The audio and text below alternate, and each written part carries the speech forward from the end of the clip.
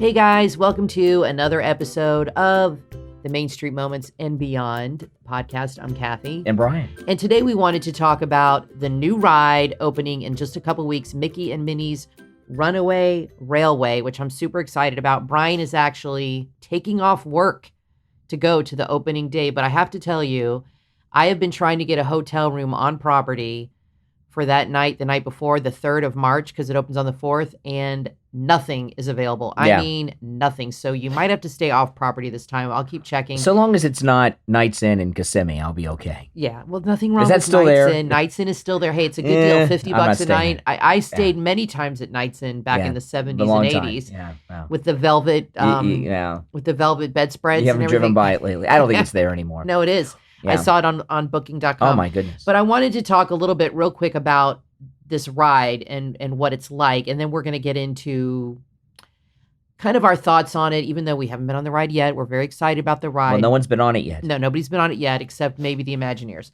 Okay, this is the way the ride works. And I'm getting this off Wikipedia. So it says, at the beginning of the ride, guests will be invited to watch the premiere of a new Mickey Mouse cartoon in which Mickey and Minnie prepare for a picnic outing and encounter Goofy conducting a train.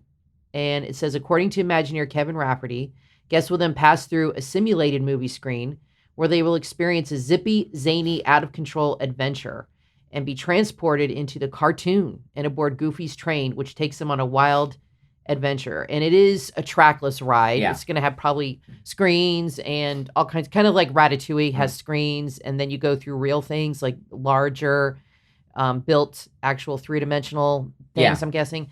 So I think it sounds really awesome. I'm totally excited about this. I think it's about time Mickey had his own ride, Mickey and Minnie. I mean, I think the parks really have neglected the original 6 main characters, and we can get into that too. But the only issue I have with this ride is the location. I don't like that they got rid of the Great Movie Ride, which was one of my favorite rides at Disney. It was an amazing ride, and really what Hollywood Studios is all about. And you made the point today, we were talking about the show before we started, that you said Hollywood Studios isn't even a studio anymore, that it's lost its original concept. And by the way, that goes for Universal Studios too in Orlando. When Hollywood Studios first opened up, and it was Disney MGM Studios. MGM, which I still call it MGM sometimes. And the same thing at Universal and Disney MGM. They had this, well, because Disney MGM was a ripoff of Universal from Michael Eisner basically stole the idea from Universal, and they were kind of simultaneously opening. The idea is that it was a working studio, okay? And you had not just having the backlot tour.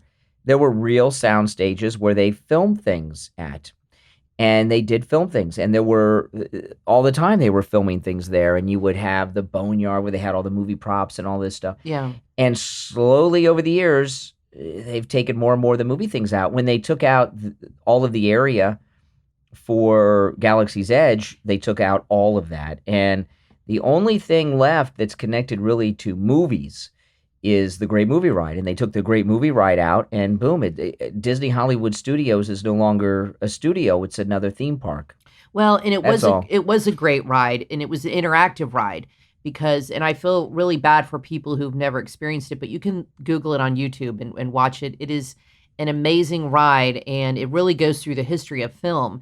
And it has all these amazing figures and animatronics and scenes right out of some of the most famous films like Singing in the Rain, Wizard of Oz, Ziegfeld Follies, like incredible stuff.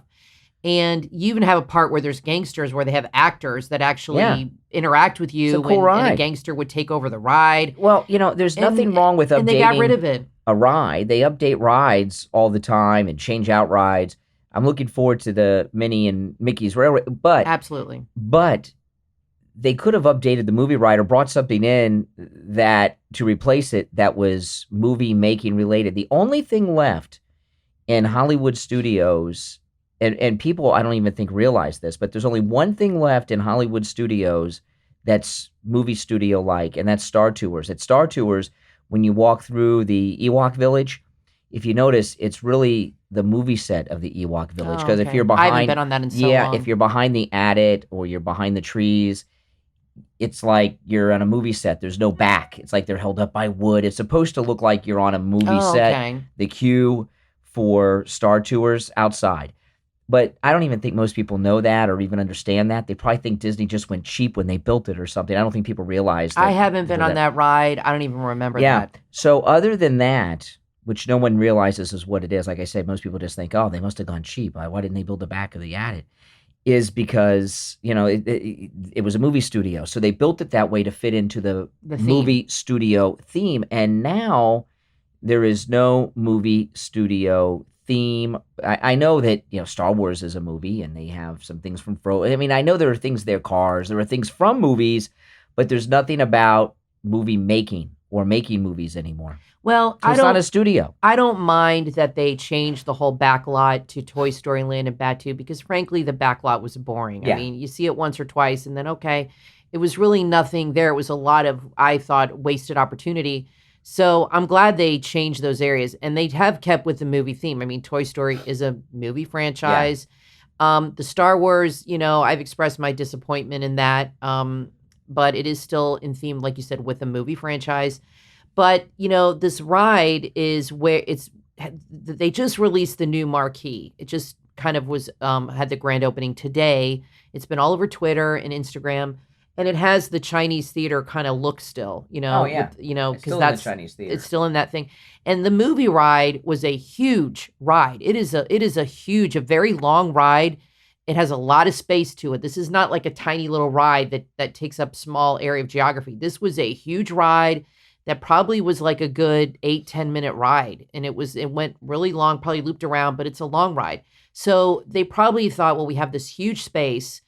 Let's update it. I love that Mickey and Minnie have their own ride. I just wish they would have done it at the Magic Kingdom somewhere instead of like maybe behind. I don't know. There's extra land at Magic Kingdom they could develop. I don't like that they took that right away. The Chinese theater outside, it can be anything inside. But the reason the Great Movie Ride was in the Chinese theater is because the Chinese theater is where you go to watch movies and you go inside and you're seeing scenes from great movies like Casablanca. So this is based on a TV show, so it doesn't even fit with that. That's completely gone now. Yeah. So and I think that's a loss. They really should consider changing the name from Disney Hollywood Studios to Disney Hollywood Theme Park because it's just a theme park now. It's not a studio anymore. So, and by the way, they that changed goes the name before. Yeah. They could change it again. That goes for Universal Studios Orlando. That used to be a working studio where they filmed television shows. So and call things it Universal Theme Park. I guess, yeah. Or maybe it's misleading. It's gotten away from its core. But a similar thing could be said of Epcot because I still call it Epcot Center. With all of the updates, when Epcot Center was new, the whole idea was all the future technologies and science, and you would learn. And that's almost all gone now. And the refurb they're doing of Epcot Center is spectacular, but it's also now just a theme park. It's gotten away from any concept of what it was built to be. Well, even when it was first built, if you watch videos of Walt talking about Epcot, even the first rendition of Epcot is not what he envisioned. He envisioned an actual city where people would live around and work like Disney workers and people would work. And, was his vision was not theme park really at all, a place where people could go and see what a city of the future was like. So, like a people mover would have been good there. And that's kind of, he envisioned that kind of thing. So even the original Epcot was away from his original concept. But, what they're doing at Disney is they are realizing that selling merch is a huge part of Disney World. Obviously, it's billions of dollars. And they want to have rides that are focused on characters because that's what kids want to buy. When you have an area like they used to have, like the backlot, there's no merch that kids are going to want to buy that's about a backlot tour. But if they change it to Toy Story Land, they're going to sell like crazy. They have a store, all Toy Story, same with Star Wars. That's a huge part of it, which I totally get. And I appreciate that Hollywood Studios is still focused on movie themes, even though Tower of Terror is really based on a TV show. But that's okay. It's still Hollywood. Not really a movie thing, but that's okay. There was one movie, but that's based on a Hollywood thing. The Rock and Roller Coaster, I've never been on that ride. I like Aerosmith, but to me that doesn't fit in with Hollywood as far as it's the music industry more. Sometimes when I'm at Disney Hollywood Studios, Aerosmith doesn't seem to fit to me. when I'm at Hollywood Studios or Universal Studios, sometimes it's like a little bit of deja vu because so much of it was ripped off, for Hollywood Studios by Eisner, and it gets, it does, and I'm sure other people got that way. There's nothing wrong with it getting away from, the movie theme. If they change the name, They got to change the name. They got to change the name. Yeah, because like for me, Guardians of the Galaxy would have been better at Hollywood Studios because it's based on a movie franchise, and to me it fits in. But I think a lot of these decisions are based on space. Yeah. Based on a bit like this movie ride. I think they wanted to do a ride for Mickey and Minnie, which I think is fabulous. Mickey should have had a ride a long time ago. I'm surprised he never did when the park first opened. Yeah. But they see the movie ride and they think, well, it's been around a long time. It's kind of dated, and I never thought it was, and didn't seem dated to me. It's a huge ride. We can do so much with this. Instead of rebuilding a whole new attraction, we could just take this and improve it or change it. But I'm very upset about it. I'm gonna ride the new ride. I'm excited about it. I'm sure the new ride is going to be very good. But I hate when new rides come at the expense of rides that really should not be gone. This happens a lot at Disneyland, but Disneyland has very limited space. At Disney World, they have unlimited space, and they don't have to do. And they could buy more space. You might be able to say the same about Animal Kingdom. I mean, has Animal Kingdom gotten away from the animal theme? I mean, when you look at it, right, they have all of this Avatar area and Avatar, Flight of Passage and everything, which is great and all, but it's not real. It's based on a movie, and there's not animals. They built roller coasters. They got a dinosaur area. How much of Animal Kingdom is really about animals? I know you got a little bit of the safari. It seems like the animals are kind of like an afterthought. I mean, why isn't there a Lion King ride? Why isn't there Zootopia area? Yeah. I have no problem with an animal theme park. I love animals. I'm not into zoos. But I don't like to support theme parks that have wild animals in captivity. That's just me. I don't like it either. That's the main reason I don't go to Animal Kingdom, and that's just a personal decision. But I think you can have an animal theme park without having live animals there. You could do, like they're building in some other Disney park, I can't remember, they're building a whole Zootopia area. That's a great movie, and they just green-lighted 2 more sequels. They could do a whole Zootopia area instead of Dino Land, which I think Dino Land, personally, I do like the dinosaur ride, but I think it needs to go. Well, at the time... Do Zootopia, do Lion King. There's plenty of animal-themed movies that they can feature. When they built Animal Kingdom, Jurassic Park was a big thing, and it was a hit. So they put in all the dinosaur area and it's a weird thing or a funny thing. I remember when Dinosaur was new at Animal Kingdom, and I rode that for the first time. I was like, oh my goodness, this is the future of rides. This is so awesome. It was awesome. And now you go to it, and it is beyond dated. It's so dark you can't even see. It's too dark in there. When I rode... My mom lost her cell phone on that ride. When I rode Rise of the Resistance this week, and I rode it for the first time, and I was thinking about Dinosaur and how everyone's like, oh man, this new technology, this is so new.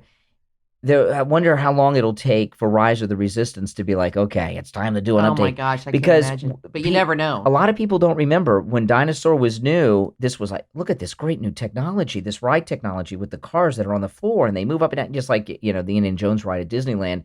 That was a big deal, and it was as advanced then as Rise of the Resistance is now. But there are a lot of rides that are old that still stand the test of time and hold up. A lot of rides like Thunder Mountain, Space Mountain, Splash Mountain, Pooh. That was originally Mr. Toad's.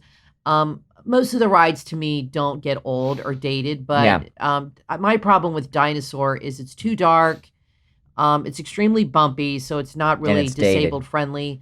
And that ride just, I don't know if I'd call it dated, but even like the test track, they've updated and worked over many times over, and I think they're doing again. I don't know. Spaceship Earth, they're doing a redo. Of course, I just read it's not going to be as big of a redo as they initially planned. Well, so a few minor changes. Things change because society changes. Technology changes. Even at Tomorrowland at the Magic Kingdom has gone through a lot of changes, and it's gotten away from what it was meant to be. I think they're trying to go back, because if you look at old pictures, and when I was a kid and I'd go there, Everything was white. It was like out of 2010, like those movies are that Stanley Kubrick did, right? Isn't that 2001: A Space 2001: A Odyssey. Space Odyssey, sorry. Where it was like everything was white and Yeah. clean and modern looking and very space age looking at the time. And now they've added all these stupid rocks and junk. They've made it more steampunk, which I personally don't think that fits in. I like steampunk, and I know a lot of Tomorrowlands have like a Paris, they have a steampunk theme, but to me it's just cluttering. Well, they're getting rid of that with Tron. They're taking all that out, and a lot of the signs have changed. Modern, white look of. To me, that's futuristic. Not all these. So I think they're taking away a lot of those decorations. Well, I'm going to stick to my position that Hollywood Studios needs to change their name again. It is no longer a studio. No. And unless they put some things in there that are behind the scenes movie type things, that other than that, it's really not a studio at all. It's a name that no longer applies. Maybe call it Disney Hollywood theme park. It's based on Hollywood. Yeah. It's based on a lot of movies. Things like that. So anyway, I was reading this article, and I put it in our Facebook group, Main Street Moments on Facebook, and it said that Disney is having a hard time selling Mickey and Minnie merch. They sell out of princesses, they sell, all the other stuff, but the Mickey and Minnie is some of the merchandise that sells the least. Now, I will say that this is probably Disney's own fault, because when you go to Disney World and you look through the stores, you don't see a lot of Mickey and Minnie stuff. You might see a couple t-shirts. You might see a few things here and there, but it is really light on the Mickey and Minnie. When I was a kid, it was not that way. In the 70s, it was Mickey and Minnie everywhere, especially Mickey Mouse. And now when you go, the times I've gone and I look through the store, like I said, you'll see the castle on merchandise. You'll see Mickey here and there. But when you see cups and mugs and all these different things, there's Mickey Mouse, but he's not the main star. Well, the reason that is, why do you think they're not selling so well? The reason that is they haven't had a major blockbuster movie with Mickey and Minnie, and all the stuff that sells are from hit movies. Yeah, well, that goes with the thing that they're merchandising their rides now. Go mainly from films, and I think that's probably a good reason why the Mickey and Minnie merch doesn't sell as well, because kids haven't seen a movie with Mickey Mouse or Minnie Mouse, and they really, other than seeing them on Disney Junior, where they have the Mickey Mouse Club. I remember watching Disney Channel with Emily when she was like in elementary school and in 6th and 7th grade, and we'd watch, Sweet Life, and they had all these other great shows. And I don't hardly ever remember even seeing anything Mickey or Minnie. But you know what, though? Even though that they may not be selling as much merch, the queue wait time to meet Mickey and Minnie is always a very long one at Magic Kingdom. It's one of the longest ones. It is, and everybody loves meeting Mickey. And it's their day and night. The man, They're always there. Exactly. From he's opening the top to close. guy and meeting her. Yeah. I really wish they would do I think a feature film with Mickey and Minnie is a great idea, or give them a new TV show on Disney Plus. But I think they're trying to, because they have the this new merchandise line coming out this year with Minnie Mouse, and with every month is a new attraction that's featured, and they're doing it all with Minnie Mouse. So we got the Space Mountain Minnie. We're going to collect all the Minnies. They have Pirates of the Caribbean, then Teacups. They have a whole year planned out. So I'm glad that they're doing some more merchandise with Mickey and Minnie. But I found it kind of interesting that kids don't. I think older people buy the Mickey and Minnie stuff, but the kids are not as attracted to that. So I think maybe this ride will help. Maybe it's the parents that are dragging the kids to meet Mickey and Minnie all day and all night. Because if they're not that popular among the kids, why is the wait time so long to meet them? Because they're there from opening to closing. Yeah. No, I think and it's always minimum of an hour. I think the kids want to meet them, but I think for some reason, the merch sells better when there's a movie or a ride attached to the character. Well, if the new ride is as spectacular as they claim it will be, they'll be selling a lot of merch. They used to sell It's actually not I'm true. sure they'll have their own store, They which used they to should sell at Hollywood Studios a lot of the Mickey Wizard hats. Those used to be pretty hot item because they had that huge. I had one. I remember. Yeah, they had that huge hat and that they took out, thankfully, because it was a big eyesore in front of the theater. Oh, I kind of liked But it. people wore those all the time, and they sold like crazy. Those Yeah. wizard hats. Well, that I remember that hat, and it was huge. But I kind of liked it because I like each park having sort of its own landmark. Now the Tower of Terror has become the landmark of that park, which is still cool. Well, it's a cool it building. used to be the water tower with the Mickey ears, and that's right. gone. And then they added the sorcerer's Yeah. hat. Yeah. So, but I'm excited about the ride. Now you went to. We just did a vlog that I put up on our YouTube channel, Main Street Moments and Beyond, and you and Emily went to Hollywood Studios. You left the house at 2:00 in the morning. Yeah. You got up at 1:00 and you drove up there to get on Rise of the Resistance. And if you watch our video on YouTube, you will see the hack that Brian and Emily used, and you got in boarding group 3. Yeah, I think you've gotten the lowest group of anybody I've ever seen on YouTube. And I'll tell you, there is go to our You'll see YouTube the video trick. and watch it. There is a trick to get on the early boarding groups. We got on 3, and you got to watch the video to see how. But I don't think you can get in group 1. I think group 1 is already either it doesn't exist or it is reserved Why do you think for VIPs that have VIP guides or Possibly. cast members or something. Because what happened was we got in group 3. Which is incredible, Yeah. by the way. Yeah. And so I went over to the ride, and they announced when your boarding group gets to go, and there was never one. It was immediately boarding 2 and groups 3. 2 through 4. 2 through 4. So It never said group 1 through 3 That or makes 1 through sense. 4. They didn't even. So either group 1 it does, might be reserved for VIPs or or it something doesn't like that. exist.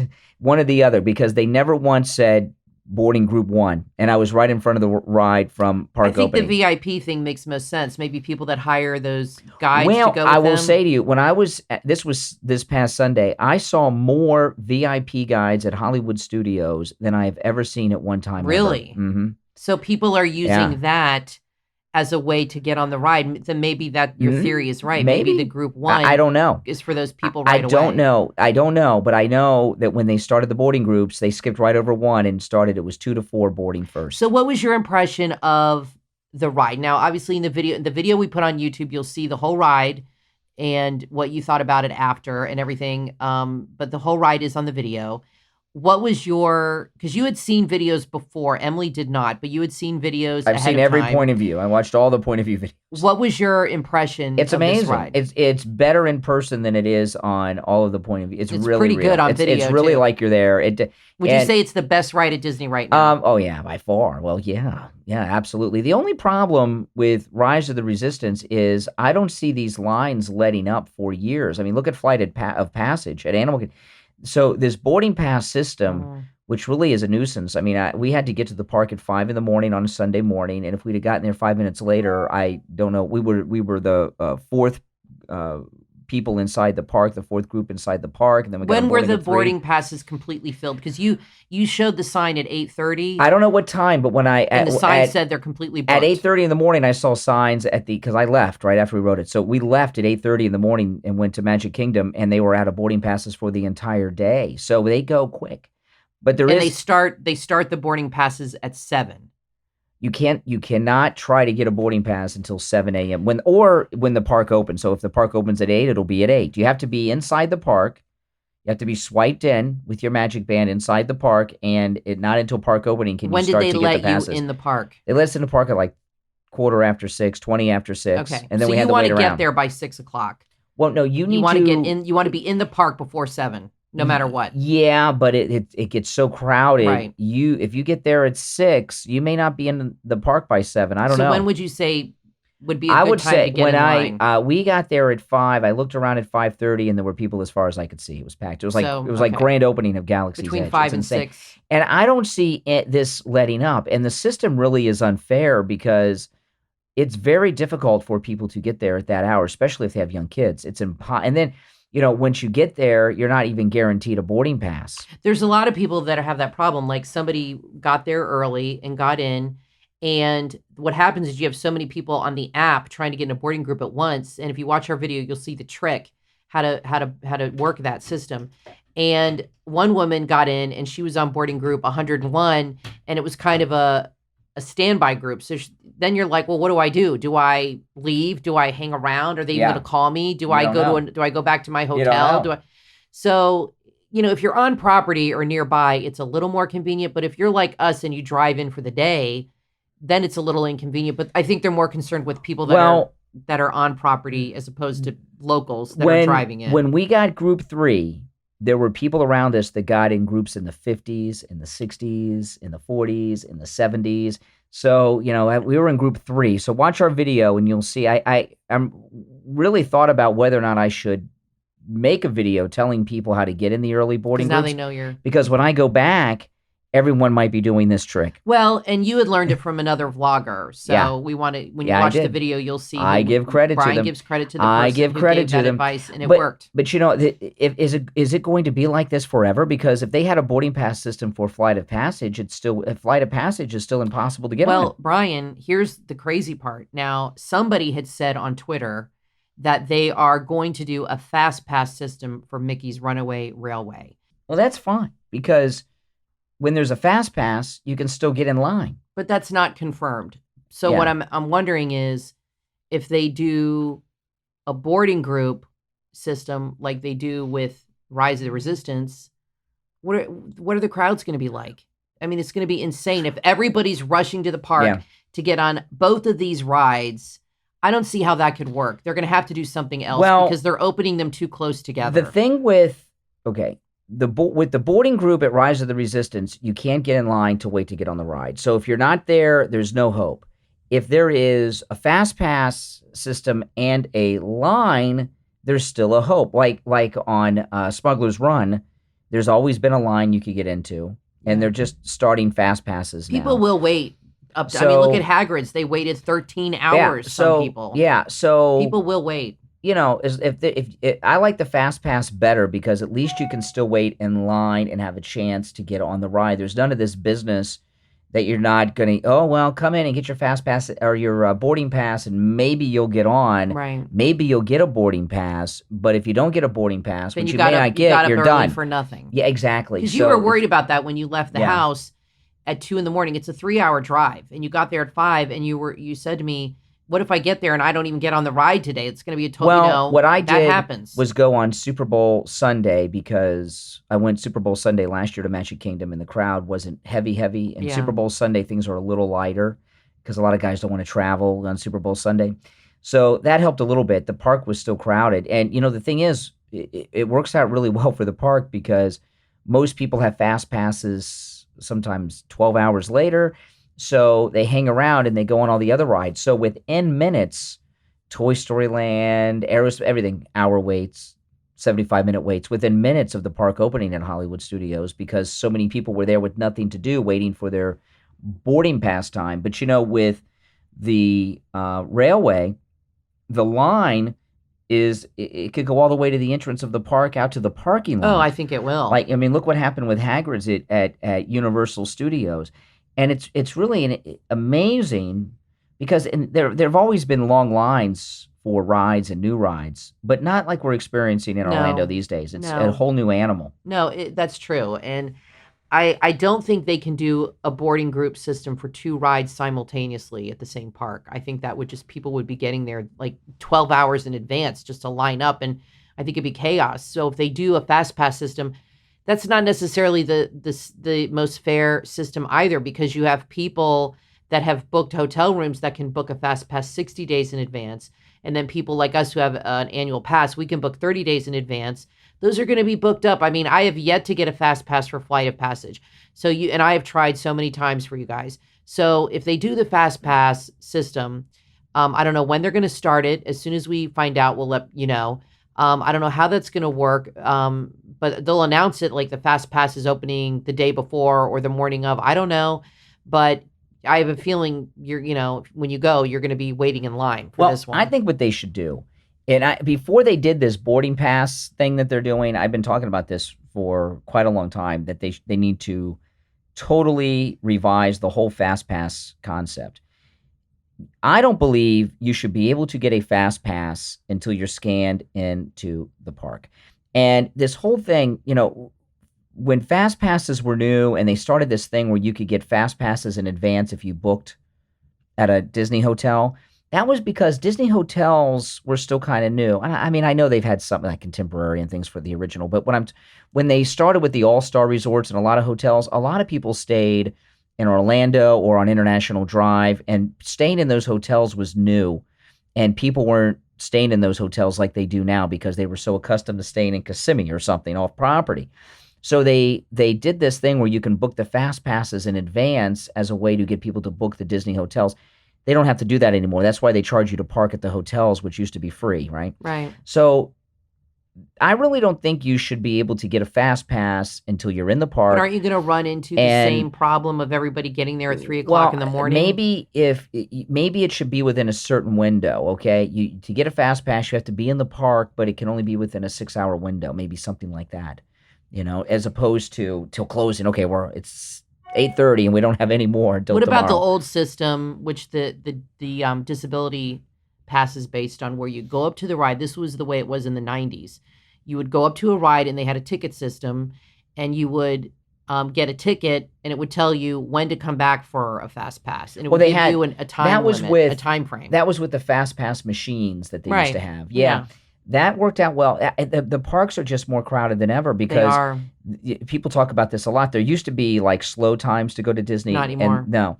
Used to be able to. Yeah. I remember not that long ago, maybe 5 years ago, or even 3 years ago, used to be able to go on the website and I could book a hotel at a value resort or a moderate resort like last minute. I could check on Thursday and I could get a room the next day. You cannot do that anymore. Even the value resorts and all the resorts, like even in the middle of the week sometimes, you have to book months and months and months in advance. I've been trying to get any resort, a value or moderate, for March 3rd through the 5th for you guys. I've been trying for a week. There is nothing available. I mean, nothing. Well, everything is booked. The parks are so crowded. The reason that they're adding all these new rides, Tron and people are going for the rides. It's not, they're not doing these updates like Ratatouille and Tron and everything to update the parks. That's secondary. What they're doing, every ride they add adds to the capacity that park is allowed to have. Like, for example, when Ratatouille opens up, I don't know how many people can ride Ratatouille in an hour. Okay, I'm sure I can look it up online. But they're expanding that section. But say 3,000 people can ride Ratatouille in an hour. Mm-hmm. That's 3,000 more people every hour that the park capacity has increased. So all these rides are all about one thing and one thing only: getting more people, increasing park capacity. Yeah, and they seem pretty maxed out. That when they were talking about the second Main Street, which they scrapped, the second Main Street, there was going to be a 2,500 seat theater that would have a show every 20 or 30 minutes. Right. That increases capacity at the park as you get those people off the street for however long the show is. So all these rides, so the future of theme parks in Orlando, Disney and Universal, I mean, Hagrid's was really a disaster for Universal in that at first the lines were out into the parking lot garages, the parking garage. So there's not the parks are too popular to solve the problem. But what happened with Hagrid's is you had people waiting in line for up to 13 hours. And when you're in a line, they don't want to turn you away. They want to, because at Disney, the saying is, or it goes, that if you're in line and the park closes, you still get to ride that ride. So what was happening at Hagrid's is the ride was not taking the required break. All day, By law, it was running until 3 or 4 in the morning to accommodate these long lines. And the ride was having problems. The rides legally have to have downtime. Yeah. Probably 6-7 hours in a 24-hour period. So that's the issue. So, these are issues that, Disney will have to deal with. They figure things out. That's why they get paid the big bucks. But I am excited about the ride. I think it's going to be a lot of fun. I think it's about time Mickey had his own ride, and Minnie. But I really wish it was in a different area because I really missed the Great Movie Ride. It was one of the best rides at Disney World, and it really kept in with the theme of that park. And you're right, now that ride is gone, it's officially has no affiliation with any kind of studio, really anything to me. And maybe they should change the name. Anyway, thanks so much for listening, guys. Please leave your comments, what you think about all these changes with the Mickey ride, the Mickey merch, the things we've talked about. We want to welcome all the new subscribers, and we really appreciate you guys, and we will see you in the parks.